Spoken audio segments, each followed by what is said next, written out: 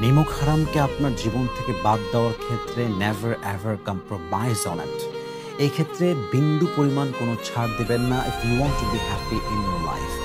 প্রবলেমটা হচ্ছে sometimes we feel confused about it, যে আদৌ এটা করা ঠিক হবে কিনা, আমি কি বাদ দিব কিনা, মানুষটা কষ্ট পাবে, মানুষটা আমাকে ছাড়া মরে যাবে। এই যে আমাদের একটা কনফিউশন, আমি এই কনফিউশনটা দূর করতে চাই এই কথা বলে, নিমক হারামের জাতটা এত খারাপ যে এর জন্য আপনি যাই করেন, যাই করেন, যত স্যাক্রিফাইস করেন, যত এফোর্ট দেন, যত ট্রাই করেন, যার জাতটাই হচ্ছে নিমক হারাম, সে নিমক হারামি করেই ছাড়বে, কারণ তার জাতটাই হচ্ছে এমন।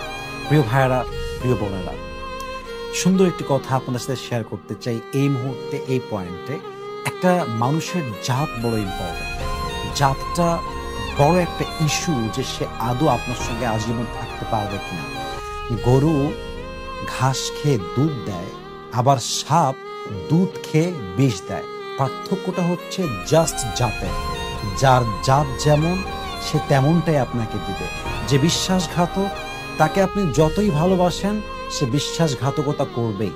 যার জাত হচ্ছে বেইমানি আর নিমক হারামি দিয়ে ভরা, if you sacrifice a lot for him or her, he will definitely break your trust. কারণ তার জাতটাই হচ্ছে নিমক হারাম। সে আপনার বিশ্বাস ভাঙবে, আপনি যত এফোর্ট দেন, that's doesn't matter for him, he doesn't care about it. সেটা নিয়ে কোনো পরোয়া করবে না, কারণ তার জাতটাই খারাপ।